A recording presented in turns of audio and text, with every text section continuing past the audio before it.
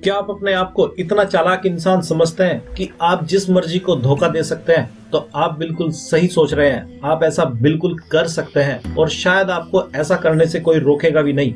लेकिन अगली बारी धोखा खाने की आपकी होगी, यह भी लिख कर ले लो।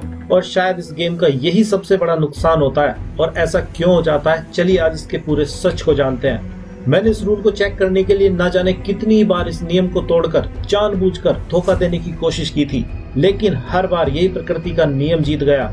और जितने भी लोगों को आज मैं इस नियम के हिसाब से काम करते हुए देखता हूँ तो समझ जाता हूँ कि वे किसी और को धोखा देकर केवल और केवल अपने आप को ही धोखा खाने के लिए तैयार कर रहे होते हैं। चलिए इस नियम को थोड़ा और डीप तरीके से समझते हैं कि कैसे जब हम किसी को धोखा देते हैं तो कैसे फिर हम धोखा खाने के लिए अपने आप को ही तैयार कर रहे होते हैं। मेरा एक दोस्त है जिसने बहुत बड़ा बिजनेस एम्पायर खड़ा किया, लेकिन कुछ ही सालों के बाद उसने वह सब कुछ खो दिया क्योंकि वह अपने आप को बहुत ज्यादा चालाक समझने की गलती कर बैठा था।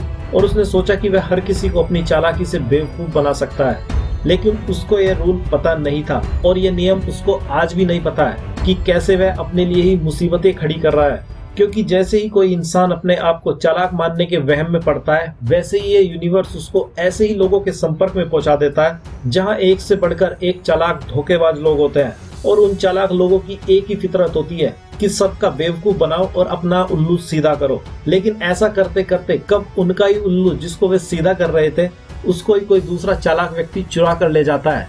जैसे वह मेरा दोस्त जब भी मुझसे मिलता था तो हमेशा ही एक ऐसी स्कीम के बारे में बताता था कि कैसे वह कोई काम बड़ी चालाकी से करने वाला है और किसी को उसकी इस चालाकी की कानो कान खबर भी नहीं होगी, और इस पूरी दुनिया को दिखा देगा कि वह कितना बड़ा चालाक बिजनेसमैन है जिसके आगे कोई भी नहीं टिक सकता है। उसकी ऐसी स्कीम सुनने में मुझे बहुत मजा आता था, लेकिन आखिर में जब वह कुछ महीनों बाद मुझसे अगर कहीं मिल जाता था तो वह फिर से वैसी स्टोरी सुनाता था कि कैसे उससे भी चालाक लोग उसको गलती से मिल गए थे और उन्होंने उसको ही चूना लगा दिया और उसके हाथ कुछ भी नहीं लगा है। और अब यह सब हो जाने के बाद उसके पास फिर से एक नई धोखेबाजी वाली स्कीम होती थी जिसमें उसने फिर से किसी को बेवकूफ बनाने की कोशिश की होती थी। और अब तो मैं उससे कई सालों से मिला नहीं हूँ क्योंकि उसका ट्रैक बिल्कुल दूसरा है और शायद वह आज भी इसी पॉलिसी पर चल रहा होगा और दूसरों को बेवकूफ बनाने के चक्कर में खुद का बेवकूफ बनवा रहा होगा। तो अब आप भी समझ ही गए होंगे कि क्यों सभी लोग कहते हैं कि किसी को धोखा देना गलत होता है, क्योंकि वे शायद इस प्रकृति के नियम को इतने डीप तरीके से शायद जानते भी ना हो, लेकिन वे भी कई बार इसके बुरे नतीजे तो भुगत ही चुके होते हैं। क्योंकि जैसे ही कोई इंसान चालाकी व धोखेबाजी के रास्ते पर चलता है, हो सकता है शुरुआती दौर में वह जीतता हुआ नजर आए, लेकिन आखिर में वह भी किसी दूसरे बड़े चालाक व धोखेबाज का शिकार बन ही जाता है। यही इस प्रकृति का नियम है।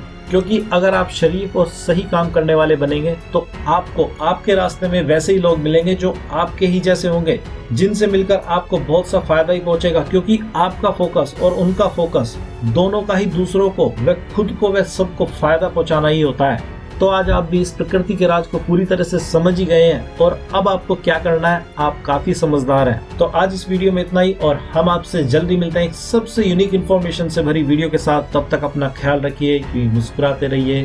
धन्यवाद।